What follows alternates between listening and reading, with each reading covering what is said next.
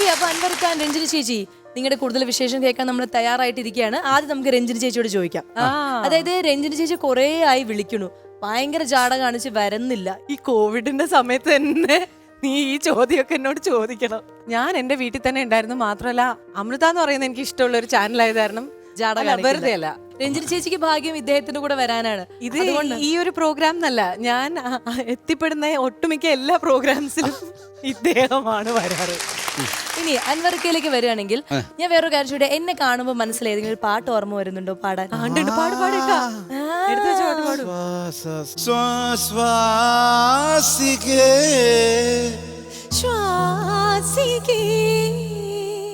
என்னை சொல்லு என்னை சொல்லு காதல் என்னை கையால் தள்ள இறகுகள் முளைக்குது மனசுக்குள் மெல்ல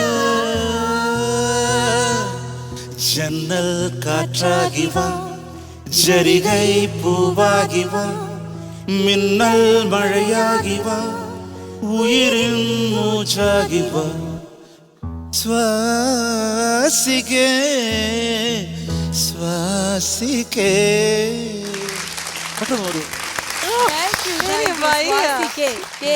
ഇൻഷ്യലായിട്ട് കൂട്ടി. താങ്കൾ ഡാൻസർ ആയിരുന്നോ? ഡാൻസ് പഠിച്ചിട്ടുണ്ടോ? അതൊക്കെ ഓട്ടോമാറ്റിക്കലി വരുന്നതാണ്. അതായത് ക്ലാസിക്കൽ ഡാൻസ് പഠിച്ചിട്ടുണ്ടോ? ഇല്ല ഇല്ല ഇല്ല ഇല്ല, അതും കൂടെ പഠിച്ചിരുന്നെങ്കിൽ ഞങ്ങളൊക്കെ സ്റ്റേജിൽ നിന്ന് പുറത്ത് തെറിച്ചു പോയേനെ. ഇങ്ങനെ പാട്ട് പാടുന്നതിന് മനക്കരുത്ത്, ഫിസിക്കൽ കരുത്ത് എല്ലാം വേണം, അല്ലെങ്കിൽ നമ്മൾ തെറിച്ചു പോകും. ഈ തലയാട്ടിൽ പക്ഷെ ഒരു ഹൈലൈറ്റ് ആയിട്ട് ഇങ്ങനെ നിൽക്കാണ്. ഈ ഒരു ഹെയർ സ്റ്റൈലിന് ഇത് ഭയങ്കരമായിട്ട് ചേട്ടൻ എപ്പോഴും വിഗ് വെക്കണം എപ്പോഴും തോന്നിയിട്ടുണ്ടോ? എന്തിനു വിഗ് വെക്കണം? വിഗ് വെക്കണേന് എവിടെയെങ്കിലും കുറച്ച് മുടി വേണം അത് പിടിച്ചു നിർത്താനായിട്ട്. ഇതതില്ലല്ലോ. പിന്നെ അത് മാത്രമല്ല, ചേട്ടൻ വിഗ് വെച്ച തലയിൽ ഇരിക്കില്ല. ഇമാതിരി ഡാൻസ് അല്ലേ, വിഗ് തെറിച്ചു പോകും. തിരിച്ചു വീണ ഭാഗത്ത് ആരെങ്കിലും നിന്ന് ആ തല ആ വിഗ് വീണ ആള് ചാവും. ഏറ്റില്ലല്ലേ?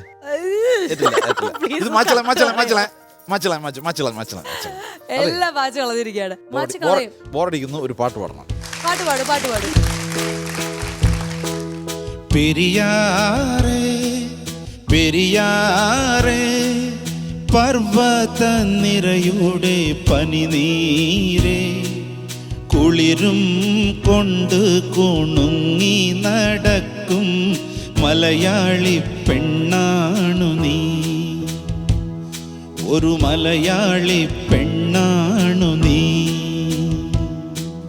പെരിയാറേ പെരിയാറേ പർവ്വത നിരയുടെ പനിനീരേ കുളിരും കൊണ്ട് കുണുങ്ങി നടക്കും മലയാളി പെണ്ണാണു നീ, ഒരു മലയാളി പെണ്ണാണു നീ.